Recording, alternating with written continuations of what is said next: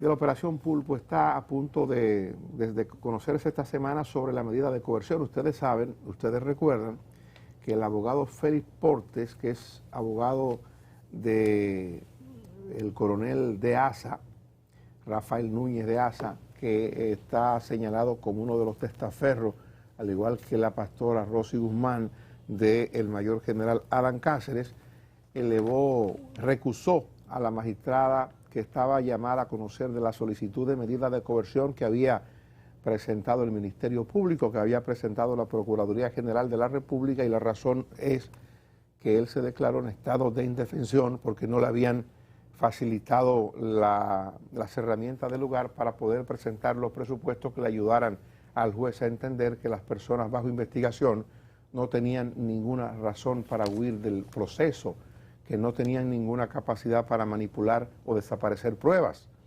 De hecho, la pastora Rosy Guzmán, como ustedes habrán visto, cuando les tocó hablar, le dijo a la magistrada: magistrada, estoy en un estado de indefensión.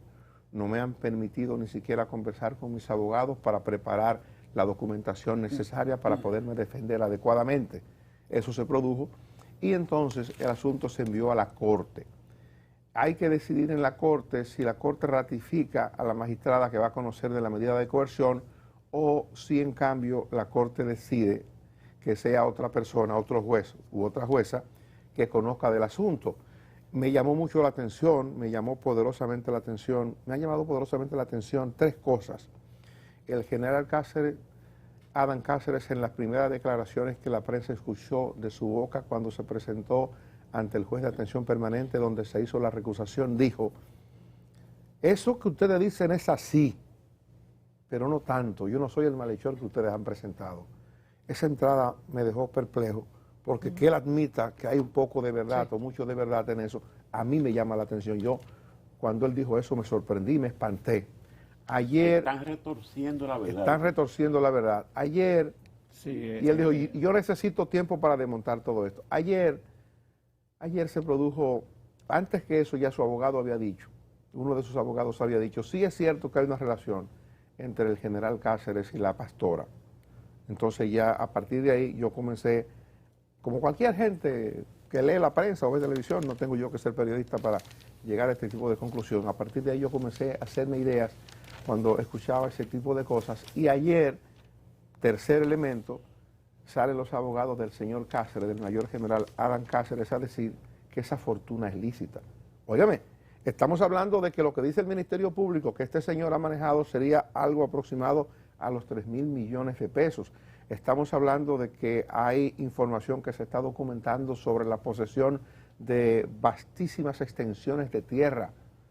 Hay informaciones que se están documentando también que hablan de que una gran cantidad de campesinos fueron sacados de sus predios, algunos por la buena, otros por la mala, para poder construir unos proyectos que el general Cáceres estaba desarrollando. Y reivindicar ahora y decir que esa fortuna fue lícita, yo creo que nada le ayuda.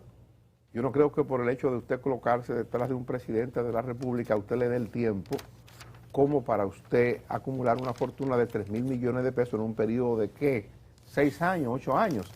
O sea, lo que estoy diciendo con esto, y no puedo jamás, porque yo me he quejado de que a ese hombre quizá lo que le tocaba mientras tanto era ir a una cárcel al Ministerio de Defensa. O sea, yo no estoy culpando ni tengo las herramientas para establecer que este hombre es responsable de lo que le han hecho. Pero lo que estoy observando es que la defensa le incrimina. Bueno, decir eso, que esa fortuna ilícita, como que yo no lo puedo entender. No ha sido la mejor defensa y estas cosas cuando salen así de inicio marcan el proceso. Yo igual me quedé sorprendido cuando una primera reacción de un abogado en medio de la efervescencia del caso, es decir, que hay un tipo de relación entre él y la pastora. Decir eso es dar aquiescencia al morbo de que hay un tipo de relación comercial, que pudiera no ser el caso. No, y lo dijo que dijo que la pastora había participado en un proyecto de construcción de casa que estaba haciendo el general. O sea, el abogado lo dijo. Sí. Eso aportó el dato. Yo creo que Mire, las cosas tienen que comenzar bien, sobre todo las defensas, y entonces ayer ya hubo un cambio, porque lo que usted está refiriendo de que se conoce hoy fue un comunicado que se hizo. Para ese comunicado dar explicaciones, y el general Adán Cáceres ha sido muy reiterativo en decir que hay cosas ahí que no son verdad, pero admite otras. Y es aclararla, reclamó que él ganó mucho, que no le pusieron un dinero que legalmente se recibió como servidor del Estado en diferentes gestiones. Recordó que fue a Irak, recordó varias tareas que sirvió a más de un gobierno, no solamente en el gobierno del presidente Medina. Pero lo más llamativo en ese comunicado fue establecer que le están atribuyendo posesiones que no son de él, que le están atribuyendo transacciones que no son verídicas. Bueno. Si hay dinero que no son de él, que busque a quien dárselo, le diga al dueño, coja su dinero. No, dicho así como está ahí escrito, eso tiene otras implicaciones, porque usted sabe que el agua corre pero llega a un sitio. Hay una máxima en derecho que dice, búsquele el rastro del dinero. Sí. Y usted va a ver que tiene dueño. Yo pienso que no ha sido como el Ministerio Público lo que tiene que diligenciar la rapidez de la medida de coerción para que vaya a juicio de fondo. Es que está recusada la jueza Kenya Romero. Exacto. Fue recusada por una de las partes. Agilizar eso. Es porque no lo puede hacer. Sí, pero eso no depende del Ministerio Público. No, pero es la Corte de Apelación, no lo debe hacer hoy. Hoy lo va a hacer. En la Corte de Apelación, esa es la que está ahí en pantalla, la jueza Kenya Romero. Sí, hoy lo va a hacer la Corte. Pero cuando escuchaba las declaraciones del general, que es un general activo, dicho sea de paso, no es que está... Es un mayor general. Es un mayor general activo. A propósito de las esposas, del chaleco y del casco.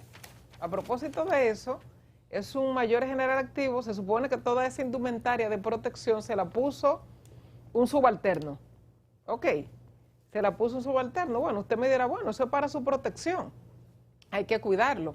Las autoridades tienen que cuidarlo en ese proceso, en esta fase en la que estamos, que es apenas el conocimiento de la medida de coerción, no hemos llegado al juicio de fondo. Pero cuando escuchaba al general Adán Cáceres, que creo que es la primera vez que escuchamos durante tanto tiempo su tono de voz, yo no le había escuchado, no me había detenido a escucharle, porque aunque tuvo algunas intervenciones en el cuerpo de ayudantes militares, en alguna actividad, nunca me había como sentado a escucharle detenidamente. Él es abogado, él estudió Derecho. Cuando hizo uso de la palabra, se supone que un imputado previamente se pone de acuerdo con sus abogados en lo que va a decir frente al juez, porque todo lo que dice ahí es importante y es determinante. Entonces, él usó algunos términos que creo que no le son convenientes. Dijo que no habían demasiadas mentiras.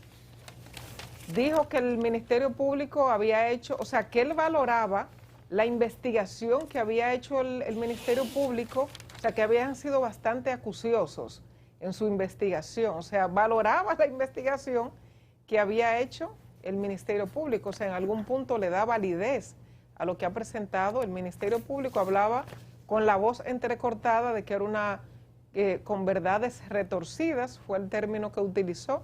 Se quejó, y sus abogados también posteriormente lo hicieron, de que no le habían permitido la privacidad suficiente para conversar con sus abogados, que siempre habían como seguridad ahí en el pasillo, están aquí abajo en la cárcel del Palacio de Justicia de Ciudad Nueva. Decía él que no, y el Ministerio Público entonces posteriormente presentaba unas fotos del pasillo, de donde estaba sentado el guardia de seguridad, y como la distancia en la que estaba el abogado conversando con los imputados que están allí. Es un tema, es una situación bastante delicada y penosa porque es un oficial joven. Él decía que era la primera vez que estaba en una situación como esta. Parte del comunicado del día de ayer, de lo que dice su defensa, es que, o sea, y la justificación que dan es que como que él no solo ha trabajado al lado del presidente como jefe del Cuerpo de Ayudantes Militares, que tuvo otros desempeños en la función pública, que hasta arriesgó su vida en Irak. Entonces es un militar con formación, no es cualquier militar, no, es abogado, una persona que va a Irak, con lo que se vivió allí, el nivel de estabilidad emocional, de inteligencia emocional es alto, porque no es fácil salir de una situación como esa. Esa fue la intervención, la guerra de 2003. No es fácil salir de allí con la mente, es un militar frío y muy tranquilo, muy bajo perfil. Entonces verlo en esta situación, cuando veíamos, por ejemplo, los agentes policiales que mataron a la pareja de esposos evangélicos en Villa Altagracia, lo llevaron, por ejemplo, sin esposa y sin nada, sin casco, sin chaleco. Bueno, son dos, y me dirán, son dos personas, son dos grupos totalmente distintos. No puede compararme a ese grupo. Bueno, pero aquel sí está confirmado que es un grupo de asesinos, esos policías que dispararon a esa pareja de esposos, que lo asesinaron a tiros. Bueno, y al general lo llevan con su chaleco, que es una imagen bastante denigrante para él y lo que representa, imagino, también para su familia. O sea, un chaleco, un casco y las esposas. O sea, el Ministerio Público lo ha presentado, y decía él, como un malhechor, como una asociación de malhechores. Realmente es una situación, debe ser para él emocionalmente una situación bastante crítica y penosa. Pero apenas estamos en la primera fase, en la medida de coerción, que no ha sido posible conocerse. La Corte debe decidir entonces hoy si deja a la magistrada Kenya Romero o si designa otra. No pude, Joanna,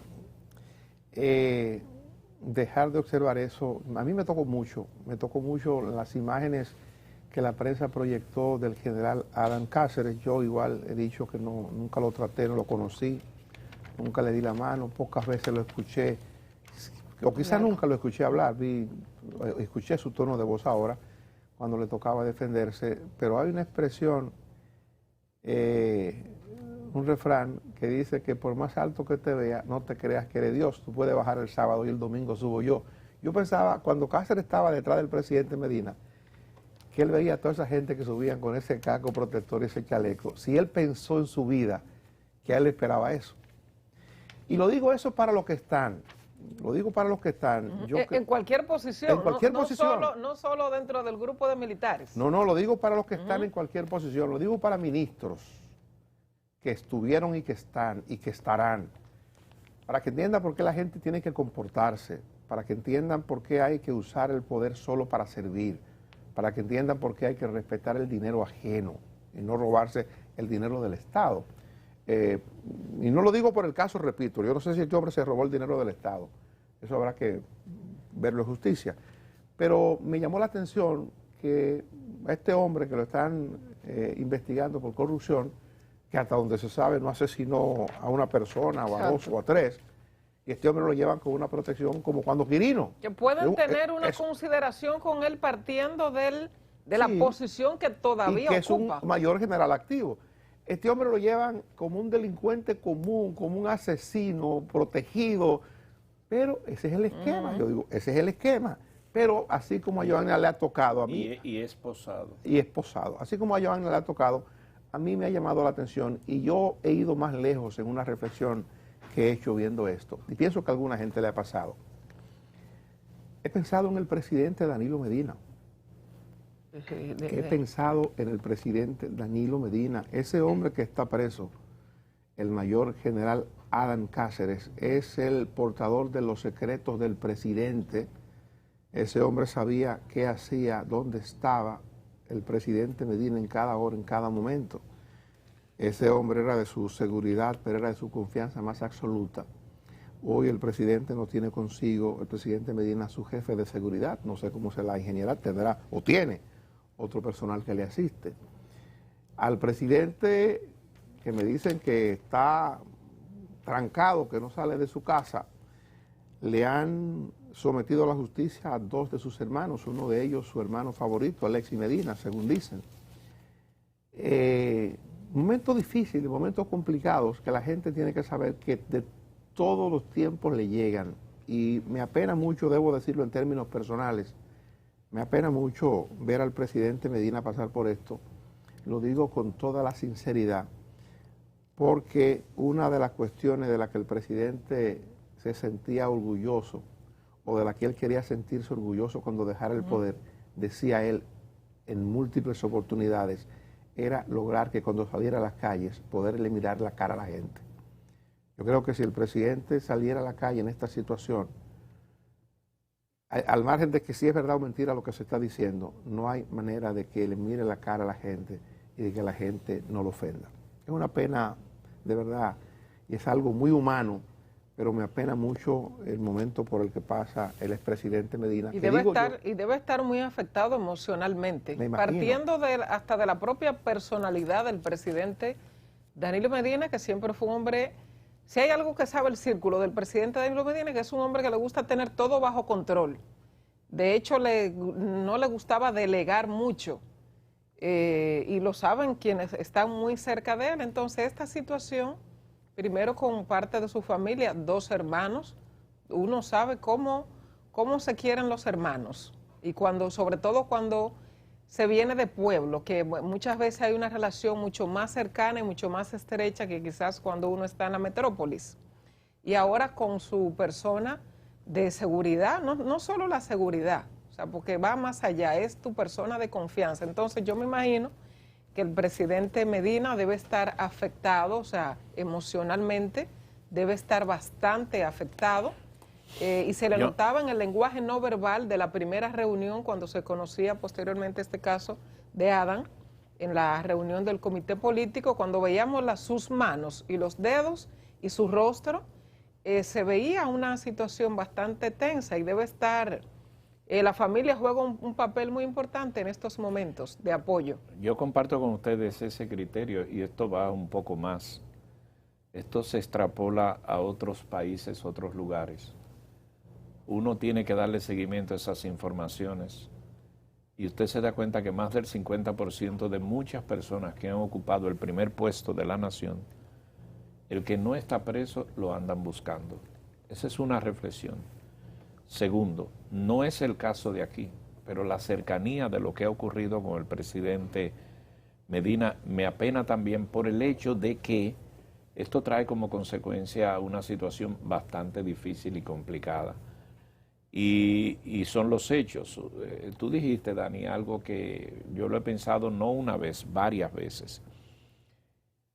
Los que están ahora caminando ese pasillo demoledor, que es cuando te graban una vez para tú entrar a un cuarto de justicia y que no se sabe lo que ocurre ahí, ese pasillo, eso se repite 1 y 1000 veces en lo que se le llaman los refritos, porque es el archivo, y eso es permanente. Y cada vez que se refiere el tema, eso sale, tú yendo esposado, con un casco y con un chaleco. Miren, eso definitivamente marca de por siempre. Ahora, yo sí me voy también al señalamiento que eso debe servir también a todos los servidores públicos, los de ahora y los del futuro. Porque es que hay una serie de situaciones que hay que tratar de prever en grado sumo. Hoy día ejercer una función pública no solamente es lo más complicado, sino que parecería que es bien difícil uno asumir esos roles por todas las implicaciones que esto tiene. Y mucho más cuando estaba cantado por todas las investigaciones que previo se habían anunciado, por las convocatorias que habían hecho al Ministerio Público, de que usted tenía que prepararse. Y aún así, creo que se han cometido, no errores, sino no ha iniciado bien las defensas, algunas defensas. Entonces, que esto sirva de escarmiento. Al final del día, lo más importante es, 1, el debido proceso; 2, la aplicación de la justicia; y 3, que sea lo que corresponde. Eso es en el stricto sensu, como dicen los abogados. Eso es en el caso judicial del que estamos hablando. Pero yo quiero hacer un llamado a los amigos del presidente Medina. El presidente Medina, cuando gana la presidencia de la República, se consagró a gobernar. Y ciertamente se metió en palacio, iba del palacio a su casa y de su casa al palacio. e hizo un círculo de amigos nuevos, muy pocos, y se mantuvo apegado a gente con la que él había tenido relaciones de años, y parte de esa gente le acompañaron a hacer gobierno. Hizo de un equipo de amigos su equipo para gobernar. Bien o mal, ahí está el resultado. Creo que el gobierno del presidente Medina fue un buen gobierno. Pero esos amigos que no le dejen, esos amigos que en este momento de mucha tristeza y desolación para el presidente Medina, que no le dejen solo, que vayan por lo menos a pasarle la mano, a tomarse un café con su amigo. Él no sale, Medina no es como yo, como Freddy, como Luis. Voy a saludar a un compadre, voy a tomar un café, voy a jugar una mano de dominó. Ese hombre es huraño, ¿verdad? Ese hombre es huraño. Entonces esos amigos a los que él distinguió, a los que él trató, a los que él quiso, a los que de alguna manera distinguió, que no dejen solo a sus amigos, que le den vuelta. Es un momento muy difícil en su historia personal y su historia política. Denle vuelta. Vamos a publicidad.